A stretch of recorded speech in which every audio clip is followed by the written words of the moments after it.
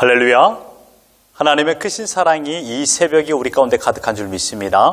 오늘 우리는 레위기 5장 14절로 6장 7절의 본문을 통하여 빚진 자의 의식을 가지십시오라는 제목으로 하나님의 말씀을 함께 나누도록 하겠습니다.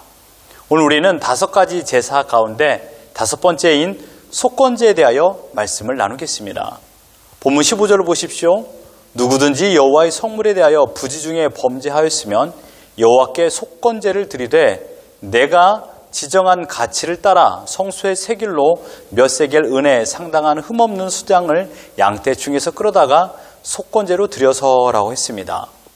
속건제는 히브리어로 아샴입니다. 아샴은 범법, 손해 등을 의미하고 있는 단어입니다. 그래서 사회적인 죄 또는 도덕적인 죄를 용서받기 위하여 드리는 제사입니다.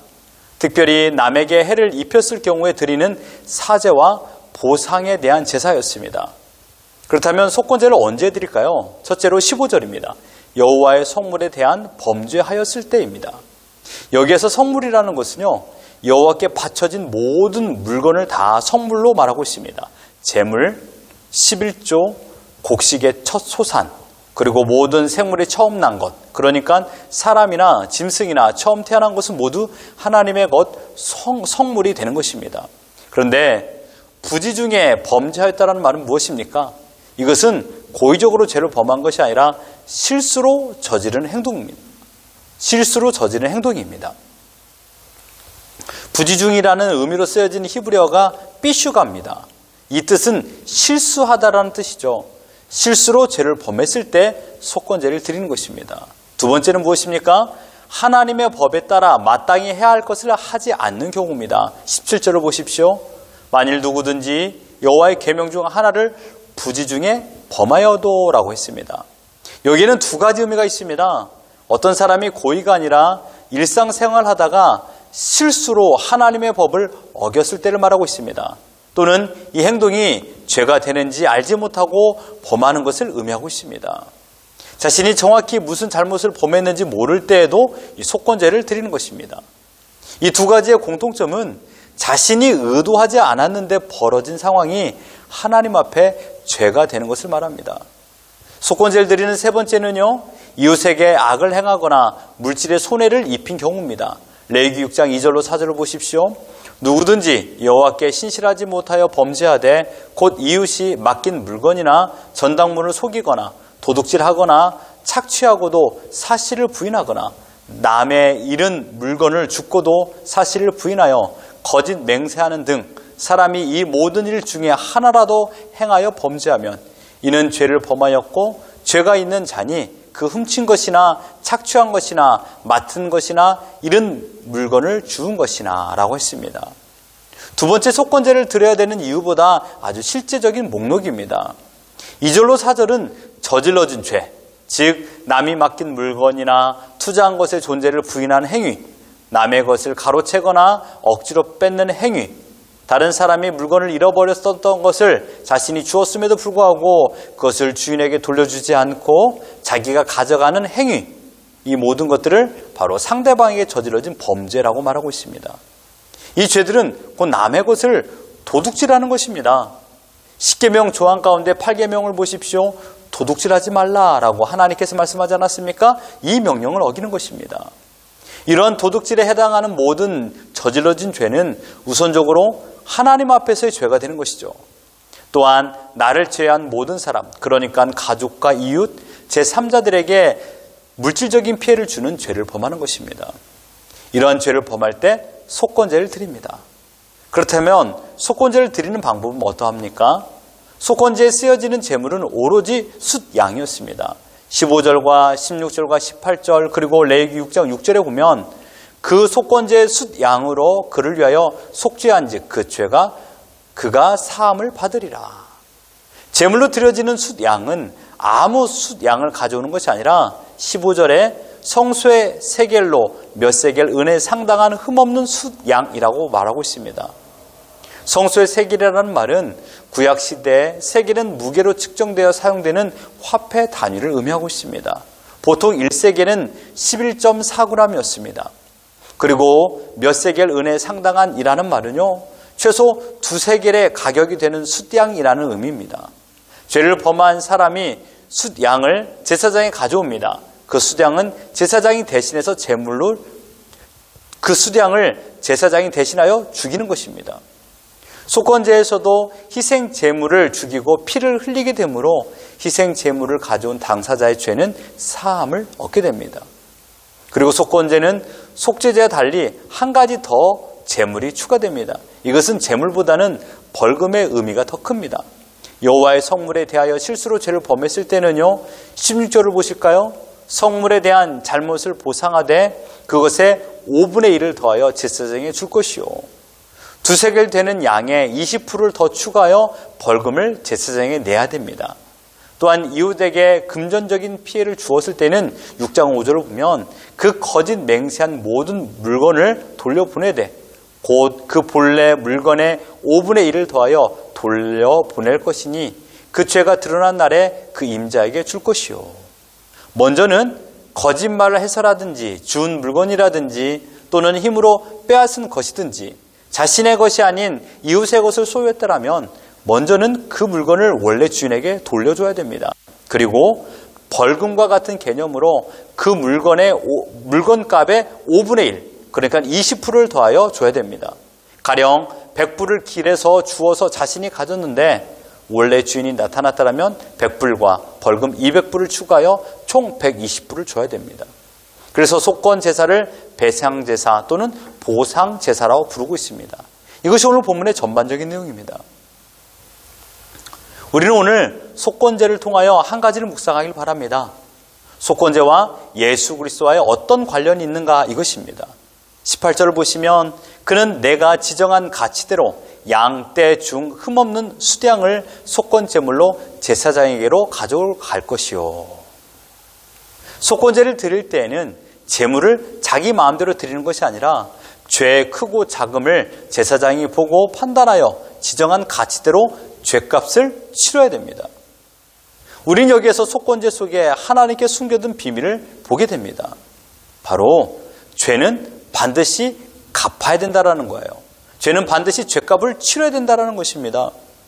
현대시대에서는 죄를 지으면 그 죄에 상응하는 벌금을 내거나 법조항에 따라 구속을 당하기도 합니다.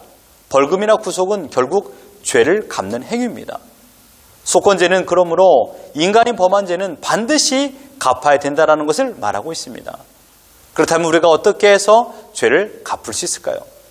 예수 그리스도께서 속건제의 제물인 수량이 되어 주심으로 말미암아 우리의 모든 죄값을 치르신 줄 믿습니다. 골로새서 2장 14절에 우리를 거스르고 불리하게 하는 법조문으로 쓴 증서를 지우시고 제하여 버리사 십자가에 못 박으시고 라고 말했습니다. 여기서 증서라는 단어의 헬라어 원어는 케이로크라폰입니다. 뜻은 손으로 쓴 문서입니다. 당시 채무나 노예에 관련된 법률적 계약을 체결할 때 돈을 빌린 사람이거나 노예가 직접 기록하여 자필 증서를 만들었습니다. 구체적인 문서의 특징을 말하면 상대방에게 빌린 빚에 대한 증서였습니다. 이 증서가 우리를 거스르고 불리하게 만들었다는 것이죠. 우리는 이 죄값을 갚을 능력이 없습니다. 그러나 예수 그리스도께서 십자가에 못 박히심으로 말미암아 바로 이 빚 문서를 폐기하셨습니다. 지금 우리가 하나님께 속건제를 드리지 않는 것도 우리를 위하여 죽으신 예수 그리스도의 거룩한 보혈의 공로인 줄 믿습니다. 예수님께서 우리의 죄값을 대신 갚으셨음을 여러분 기억하십시오. 그러므로 신자인 우리 모두는 하나님께 진 빚이 있습니다. 이 빚은요, 우리가 선한 행위, 착한 행실을 가지고 갚는 것이 아닙니다. 일반 타 종교에서는 선한 행위를 통하여서 우리의 모든 업보를 갚아야 된다라고 말하는데 그럴 수가 없다라는 것입니다. 오로지 예수 그리스도의 십자가의 보혈로만이 이 모든 빚을 갚을 수 있습니다. 신자들은 언제나 하나님께 진 빚이 있음을 인식하며 살아야 됩니다. 바울은 이 사실을 알고 로마서 8장 12절에 그러므로 형제들아 우리가 빚진 자로 돼 육신에게 져서 육신대로 살 것이 아니니라. 사도 바울은 빚진 자의 의식을 항상 가지고 살았습니다. 그래서 육신의 죄에 사로잡혀 살지 않기를 작정하였던 것입니다. 우리가 이 땅에서 얼마나 거룩하고 정결하게 사느냐 하는 문제는 자신이 진 죄의 빛을 독생자 예수 그리스도의 죽으심을 통하여 탕감해 주신 하나님 앞에 얼마나 뚜렷하게 빚진 자의 의식을 가지고 있는가로 결정되는 것입니다. 오직 이러한 빚진 자의 의식을 가지고 생활할 때 비로소 깨어있는 의식을 가지고 실수로도 죄를 범하지 않게 되는 것입니다. 어떻습니까? 어제 우리의 삶에서 부지 중에 실수로도 죄를 얼마나 많이 범했습니까? 그러나 잘 생각해 보면요, 우리가 모르고 지은 죄는 거의 없습니다.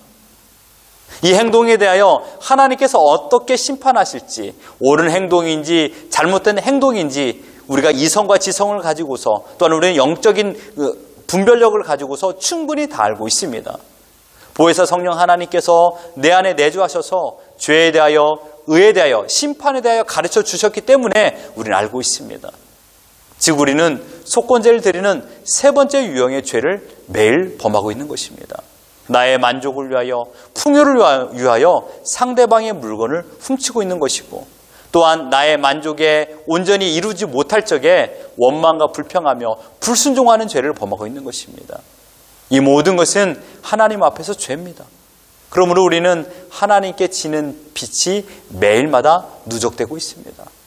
이제는 더 이상 누적되는 것을 멈추시길 바랍니다. 예수 그리스도께서 십자가의 죽으심으로 말미암아 우리의 죄값을 모두 지불하셨습니다. 우리는 지금 하얀 도화지가 되었다는 것입니다. 그런데 우리는 또다시 제로에서 플러스 시켜 산더미 같은 죄를 범하고 있다는 현실입니다. 이제는 빚진 자의 의식을 가지고 누적되는 죄를 범하지 않도록 깨어서 우리 자신의 믿음을, 또한 정결함을 지키시기를 바랍니다. 이 일은 우리 힘으로 할 수 없습니다. 어떻게 가능할까요? 내주하시는 성령 하나님께서 가르쳐 주시는 대로, 깨닫게 하신 대로 순종해야 됩니다. 내 마음에 욕심과 미움이 생겨납니다. 그때마다 성령님께서는 우리의 생각을 강하게 막아서십니다. 브레이크를 걸죠. 블로킹을 합니다. 그런데 우리는 어떠합니까? 성령님께서 스탑하라고 제재하시는 바리게이트를 넘어서 버립니다. 이것이 죄라는 것입니다. 하마르티아.